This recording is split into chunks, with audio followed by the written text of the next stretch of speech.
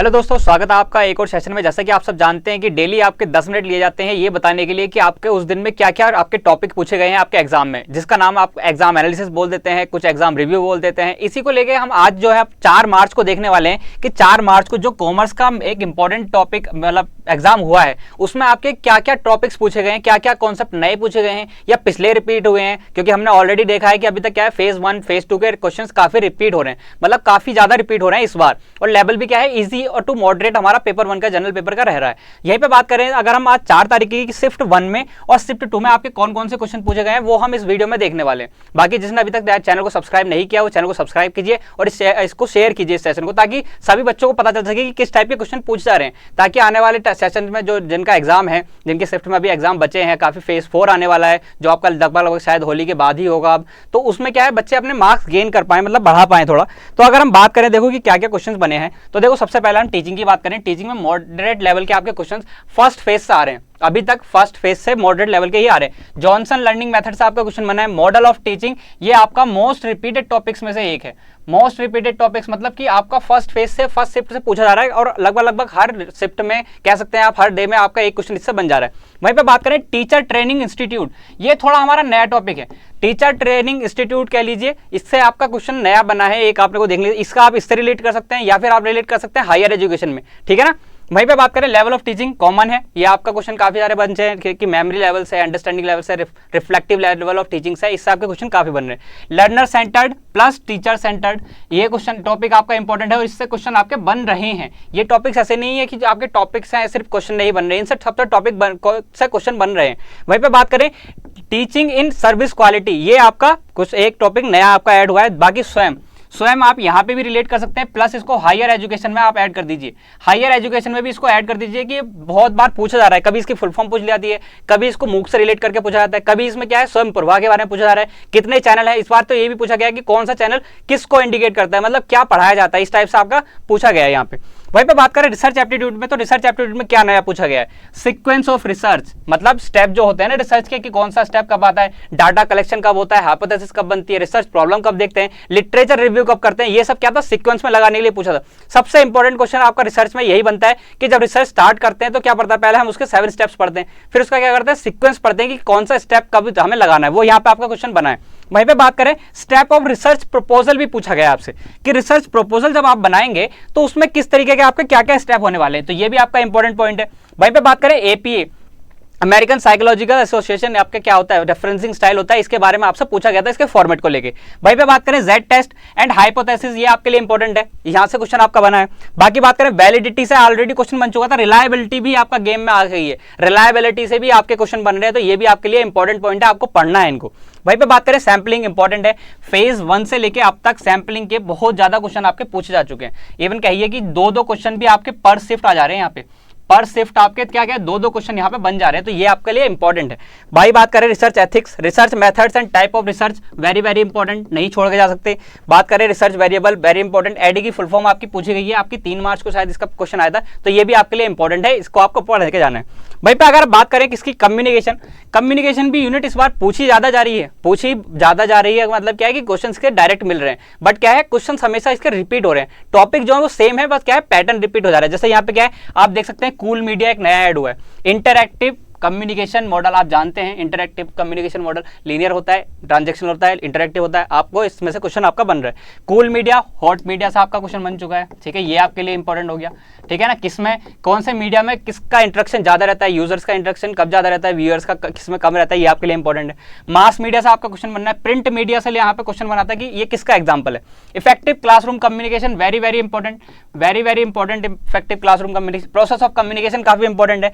Formal informal communication के type यहाँ पे आपसे बार बार पूछे जा रहे हैं। बैरियर ऑफ कम्युनिकेशन, यहाँ पे आपका सबसे ज्यादा अगर कहूं कि आपका कम्युनिकेशन में मोस्ट आस्क्ड जो टॉपिक है ना, आपका मोस्ट आस्क्ड टॉपिक आपका जो अभी फेज 1 फेज 2 और फेज 3 में अब तक रहा है, वो बैरियर ऑफ कम्युनिकेशन रहा है। लगभग हर शिफ्ट में आपके इसके क्वेश्चन देखने को मिले, शायद 1 या 2 शिफ्ट ऐसी होंगी जिसमें क्वेश्चन नहीं हो, अदरवाइज हर शिफ्ट में इसका क्वेश्चन पूछा जा रहा है। वही बात करें आईसीटी, भाई आईसीटी ने इस बार धमाल मचा रखा है, आपका धमाल कहिए इन द सेंस इसलिए क्योंकि इससे क्या है क्वेश्चंस आपके बार बार चेंज हो रहे हैं, पैटर्न सेम रह रहा है। जैसे कि अगर बात करूं, चलो इस पॉइंट पे कि पहले फुल फॉर्म की बात कर लेता हूं। फुल फॉर्म आपकी हर एग्जाम में आ रही है, हमने फुल फॉर्म के ऊपर ऑलरेडी क्लास ले रखी है, उसको आप चेक कर सकते हैं। उसमें जितनी फुल फॉर्म है यहाँ पे उस एग्जाम में आपको देखने मिल रही है। जीपीएस की फुल फॉर्म बनी आपकी, ग्लोबल पोजिशनिंग सिस्टम से आपका ये फुल फॉर्म पूछी गई। एटीएम की फुल फॉर्म पूछी गई, ऑटोमेटेड टेलर मशीन जिसकी होती है। वहीं में आपके सिम की फुल फॉर्म पूछी जा चुकी है यहाँ पे, ठीक है ना। आपका सीडी डीवीडी की फुल फॉर्म पूछी जा चुकी है, VoIP voice over internet protocol, इस तरीके की आपकी कई सारी वो आपकी पूछी जा चुकी है फुल फॉर्म। और फुल फॉर्म इसमें नहीं, बाकी यूनिट्स में भी आपकी पूछी जा रही है। तो फुल फॉर्म हर यूनिट में आपकी इंपॉर्टेंट है। वहीं पर अगर बात करूं, virtual learning and artificial intelligence से आपका असर्शन बेस्ड आपका क्वेश्चन बना है, ठीक है। ये आपके लिए इंपॉर्टेंट रहता है। एआई, एआई क्या है, एआई को यहाँ पे इंक्लूड कर सकते हैं, या फिर कहिए कि आपका जो मैंने यहाँ पे एक पॉइंट भी रखा है कि जो लेटेस्ट टेक्नोलॉजी है ना हमारी, लेटेस्ट टेक्नोलॉजी से आपका क्वेश्चन बन रहे हैं। लेटेस्ट टेक्नोलॉजी में देखिए आपका ट्विटर 2.0 पर आ जा रहा है, जहां पे कहते थे ना कि पहले सिर्फ ट्वीट्स हो रही हैं, अब क्या है वहां पे उसको इंटरेक्टिव बनाने की कोशिश कर रहे हैं कि वहां पे चीजें शेयर हो, मतलब पेमेंट का भी ऑप्शन दे, वहां पे आपका रील्स वगैरह का टाइप का कुछ शॉर्ट वगैरह भी दिया जाए, बाकी फीचर्स मतलब इंक्लूड किए जाए, ठीक है ना। उसको थोड़ा और इंटरेक्टिव बनाया जाए कि यूजर अपनी तरफ से इनपुट ज्यादा दे पाए। तो इस तरीके से क्या है, लेटेस्ट टेक्नोलॉजी को आपको पढ़ के जाना है। वहीं पे अगर बात करूं, वायरस पूछा गया, स्पूफिंग के बारे में पूछा गया। स्पूफिंग के अलावा यहाँ पे जो भी इंपॉर्टेंट आपकी टर्म्स होती हैं, जैसे स्निफिंग हो जाता है, और बाकी आपका क्या होता है, स्पैमिंग हो जाता है कि जिसमें आप स्पैमिंग करते हैं, ठीक है ना। ये आपके क्या है, ये सब इंपॉर्टेंट पॉइंट्स आते हैं जो यहाँ पे पूछा था। वायरस हो गया, यहाँ पे वॉर्म पूछा जाता है, ठीक है ना, वॉर्म पूछा जाता है। ट्रोजन हॉर्स पूछा जाता है, ट्रोजन हॉर्स पूछा जाता है, ठीक है ना। ये सब आपके क्या है, ये सब आपके मैलिशियस कोड के एग्जांपल हैं जो आपके लिए इंपॉर्टेंट है, जो आपके लिए इंपॉर्टेंट हो जाएंगे। अब यहाँ पे क्या है, देखो एक आपका पूछा गया डिस्क ड्राइव से डाटा स्टोरेज, डिस्क ड्राइव कह लीजिए, या फिर कह लीजिए दोबारा से मैं यहाँ पे बना देता हूँ, आपका क्या है, मेमोरी हायरार्की। मेमोरी यूनिट आपकी काफी इंपॉर्टेंट है। यहाँ पे जो भी आपका सीक्वेंस पूछा जाएगा, किसके अकॉर्डिंग, पहली बार बात कर रहा था मैं स्पीड के अकॉर्डिंग, ठीक है, पूछा जा चुका है ऑलरेडी। स्पीड के अकॉर्डिंग अगर बात करूं तो स्पीड के अलावा क्या है, स्पीड में सबसे फास्ट क्या होता है, तो सर रजिस्टर यहाँ आ जाते हैं, और क्या होता है, हार्ड डिस्क या हार्ड ड्राइव जो हमारी पूछी गई है वो कहाँ पे आती है, सबसे नीचे आती है स्पीड के अकॉर्डिंग। वहीं पे बात करूं कॉस्ट के अकॉर्डिंग, अगर कॉस्ट के अकॉर्डिंग कर देंगे तो ये क्या हो जाएगा, रिवर्स हो जाएगा कि कॉस्ट सबसे कम किसकी होती है, हार्ड डिस्क की सबसे कम होती है, मतलब पर एरिया टाइप से। तो इस तरीके से क्या है, स्पीड का बन जाता है। फिर आपका बन जाता है रेस्पॉन्स टाइम। रेस्पॉन्स टाइम ये आपके सबके क्या है, ये इंपॉर्टेंट पॉइंट्स है जो आपके मेमोरी यूनिट से बनते हैं। ये क्वेश्चंस आपके बार बार पूछे जा रहे हैं आईसीटी में बात करूं। फिर बात करें, फुल फॉर्म ऑलरेडी आपकी पूछी जा चुकी है, मेमोरी हायरार्की पूछी जा रही है। वेब 2.0, वेब 3.0 ये कहां पे आ जाएंगे, आपका लेटेस्ट टेक्नोलॉजी में आ जाएंगे। तो इस तरीके से आपका क्वेश्चंस बन रहे हैं आईसीटी में। थोड़ा सा यहाँ पे कह सकते हैं आपका 4 आउट ऑफ 5 क्वेश्चंस आप इजी कह सकते हैं यहाँ पे। और एक क्वेश्चन जो हमारा बचता है वो बचता है हमारा out of box. Out of box मतलब कह सकते हैं थोड़ा सा एक्सटेंडेड हो जाता है, जो आपका कभी कभी डिजिटल इनिशिएटिव से पहुंच जाता है, कई बार क्या होता है आपका थोड़ा सा एडवांस बन जाता है, ठीक है ना। बट 4 क्वेश्चन ऐसे आ रहे हैं कि हर कोई जो आईसीटी को टच करके जा रहा है, ठीक है ना, बेसिक्स पढ़ के जा रहा है, वो आराम से सॉल्व कर सकता है, ठीक है। अगर हम आगे बात करें अगले यूनिट्स की, तो देखो आगे क्या है हमारे हायर एजुकेशन। हायर एजुकेशन से क्या लगा बंधा आपका एनईपी पूछा जा रहा है। एनईपी से अलावा तो कहीं पहुंच ही नहीं रहा है। पहला क्वेश्चन हायर एजुकेशन में जो भी देखने को मिलता है, क्या मिलता है, हायर मतलब एनईपी मिल जाता है। एनईपी में देखो 2020, 68, 86 ये सारे इंपॉर्टेंट है। इसमें क्या क्या इंक्लूड किया गया, क्या क्या एक्सक्लूड किया गया, ये इंपॉर्टेंट है।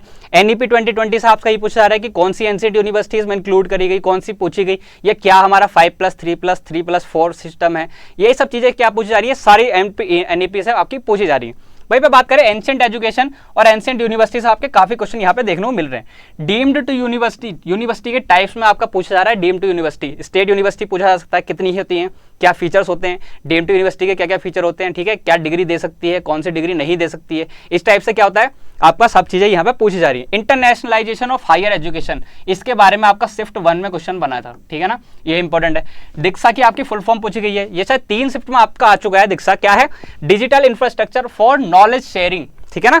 ये अगर मैं इसको हटा दूं यहाँ से, तो ये इस तरीके से इसकी फुल फॉर्म है, ठीक है ना। तो ये याद रखेंगे, इंपॉर्टेंट है, वेरी वेरी इंपॉर्टेंट। आने वाली शिफ्ट में भी आपकी पूछी जा सकती है, दोबारा इसके फीचर पूछे जा सकते हैं, इसको पढ़ के जाएंगे, इसके बारे में सारी चीजें जान के जाएंगे। क्या पूछा गया आपका, नेशनल असेसमेंट सेंटर परख के बारे में आपकी इन्फॉर्मेशन पूछी गई है, ये इंपॉर्टेंट आपके लिए, पढ़ के जाना है, इसको छोड़ के नहीं जा सकते। भाई पे बात करें इग्नू, इग्नू भाई आपका बहुत ज्यादा इंपॉर्टेंट है, अभी तक इसको एक्सप्लोर नहीं करा गया है, मैं बार बार बोल रहा हूँ, ये आपका इंपॉर्टेंट पॉइंट है जो आपका आने वाली शिफ्ट में एग्जाम देखने मिल सकता है। ये पॉइंट आपका काफी इंपॉर्टेंट है, इसको पढ़ के जाएंगे, इसके बारे में सारी चीजें जान के जाएंगे। पहली इग्नू यूनिवर्सिटी कहाँ खुली, क्या नाम था, कितनी इग्नू यूनिवर्सिटी है, क्या क्या इनके फीचर्स होते हैं, ठीक है, कहाँ हेडक्वार्टर, ये सब हम पढ़ के जाएंगे। वहीं अगर एनवायरमेंट की बात करें भाई, तो देखो एनवायरमेंट में क्या होने वाला है, अगर एनवायरनमेंट की बात करूं तो देखो पेरिस एग्रीमेंट, मॉन्ट्रियल, रियो, क्योटो प्रोटोकॉल, ये पूछे गए थे आपके ईयर मैचिंग में। अब देखो नाम तो यहाँ पे ईयर मैचिंग का आ गया, बट क्या है टॉपिक उसने कितने इंक्लूड कर दिए, 4, ठीक है ना। यहाँ पे आपके रियो अर्थ समिट का पूछ लिया, यहाँ पे क्योटो पूछ लिया, क्या क्या इनसे निकले, कौन से ईयर में आए, सब चीजें आपको पढ़ के जानी है। और ये बार बार रिपीट हो रहा है। क्योटो आपका 3 बार आ चुका है, मॉन्ट्रियल आपका 3 से 4 बार आ चुका है, पेरिस एग्रीमेंट आपका 3 से 4 बार आ चुका है ऑलरेडी। अभी तक 3 फेज आपके हुए हैं, 3 फेज में इतनी बार रिपीट हो चुके हैं। वही बात करें, आपसे क्वेश्चन बना था cell used in solar panel में कौन सा होता है, तो यहाँ पे आपका क्या आंसर हो जाएगा, सिलिकॉन। सिलिकॉन से सेल आपके यूज होते हैं सोलर पैनल में। ग्लोबल वार्मिंग के इफेक्ट पूछे थे, ग्लोबल वार्मिंग के बारे में आपका जनरल क्वेश्चन बनता ही है।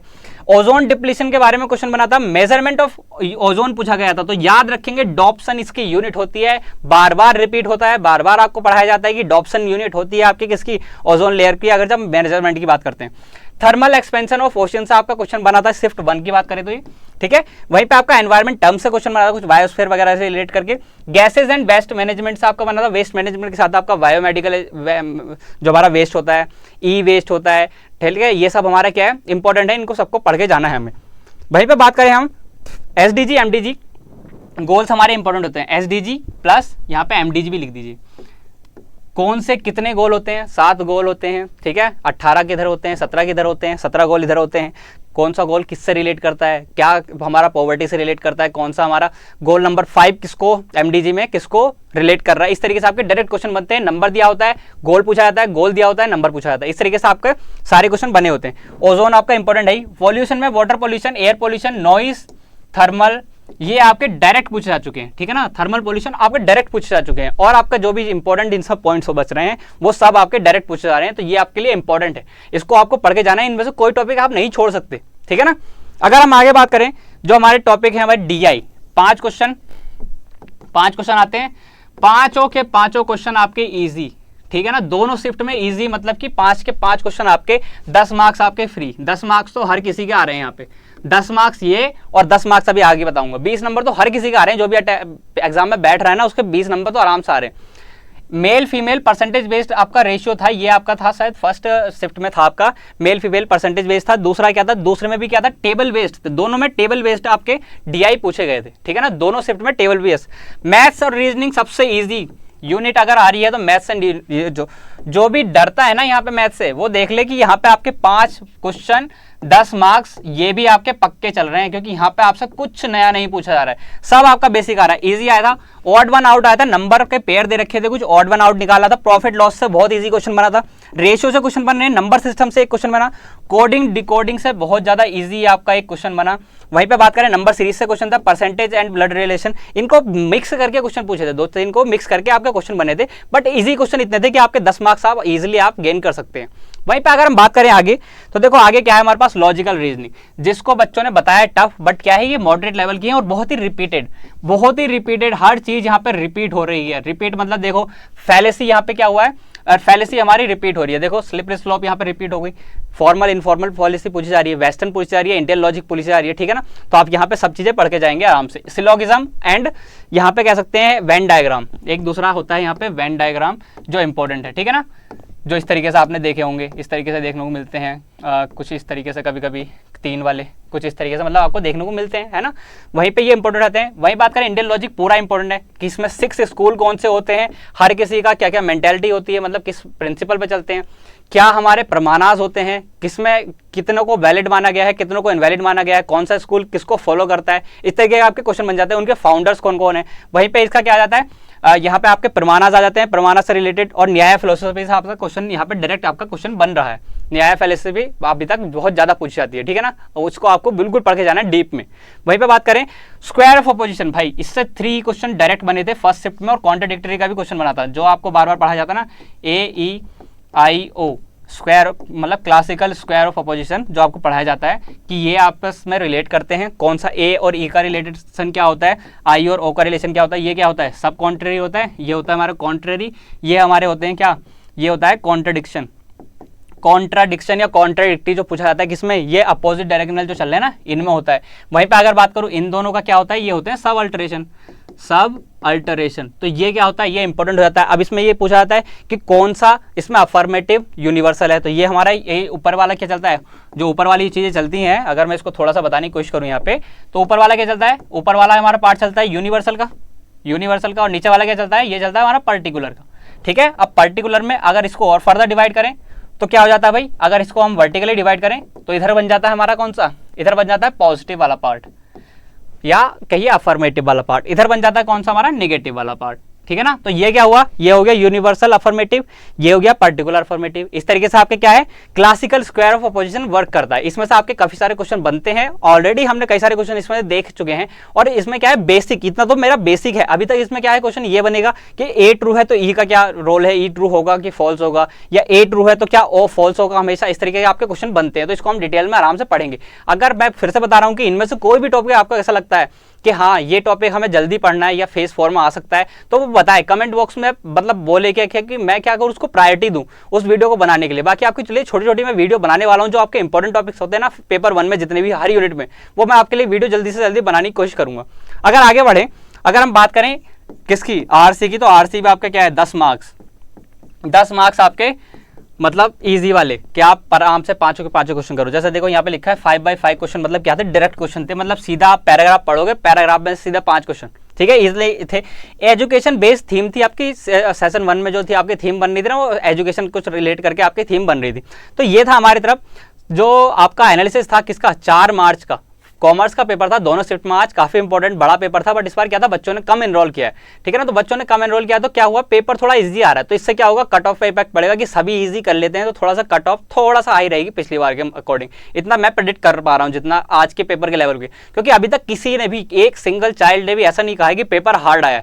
सब इजी दे रहे हैं उसको रैंकिंग, और अगर हार्डेस्ट पहुंचा रहे हैं तो वो कह रहे हैं कि मॉडरेट पेपर था, लेंथी भी नहीं था। ठीक है ना, क्वेश्चंस कुछ क्वेश्चंस थे जो आपके क्या थे, असर्शन रीजन थे।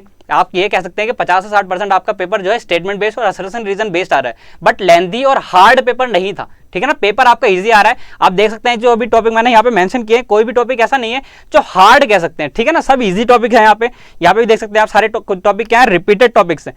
देख सकते हैं ना आप, सारे टॉपिक रिपीटेड टॉपिक्स हैं जो हमारे अभी तक बन रहे हैं। तो ये आपके इंपॉर्टेंट टॉपिक होने वाले हैं। बाकी आप इन्हीं वीडियोस को दोबारा देखिए ताकि आपको टॉपिक पता लग सके। ठीक है, इन वीडियो को बनाने का मकसद ये नहीं है कि आप ये वीडियो देखें और आपको ऐसा डर लगे कि कुछ नया टॉपिक पूछा रहा है, ये हमको नहीं आता है। ये इसलिए होता है कि आपकी जिसका एग्जाम नहीं हुआ है ना अभी, उसको ये पता लग सके कि किस टॉपिक को एंटी टच कर रहा है, ताकि उससे रिलेटेड टॉपिक्स पढ़ सके। ठीक है, तो इसलिए इस सेशन को शेयर भी कीजिए, ताकि जितने ज्यादा लोगों के पास ये पहुंचेगा उतना ज्यादा क्या होगा, इसकी रीच बढ़ेगी। तो लोगों को पता चलेगा कि हमारे मार्क्स कहाँ कम हो रहे हैं, कहाँ हम उसको मार्क्स को बढ़ा सकते हैं, या कौन से टॉपिक हमने अभी तक रिवाइज नहीं किए हैं, उन टॉपिक को रिवाइज करना जरूरी है, ताकि आपके 2 से 4 नंबर बढ़ जाए। ठीक है, तो इसी तरीके की वीडियो के लिए आप बने रहिए, लाइक कीजिए, शेयर कीजिए, सब्सक्राइब कीजिए और बने रहिए हमारे साथ, ताकि हम आपकी तैयारी में थोड़ा सहयोग कर सकें। जो भी टॉपिक आपको नहीं आते हैं या हमें थोड़ा सा आता है तो हम आपको बता पाएं। बाकी आप अपनी तैयारी करते रहिए।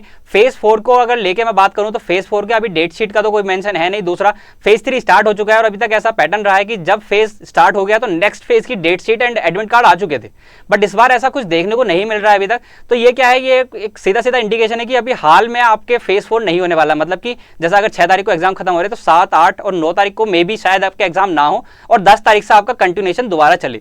तो हो सकता है कल या परसों में आपका जो है एडमिट कार्ड और डेट शीट वगैरह आपकी फेज 4 की आ जाए। तो कोई बच्चे पैनिक ना करें, आराम से इसको देखें और जो तैयारी करते रहें, अपनी तैयारी करते रहें। और बाकी जैसे भी आपका एग्जाम का नोटिस आएगा तो आपको बता दिया जाएगा। बाकी सबको ऑल द बेस्ट विशेस, आप अपने एग्जाम के लिए तैयारी करते रहिए। Good wishes, thank you.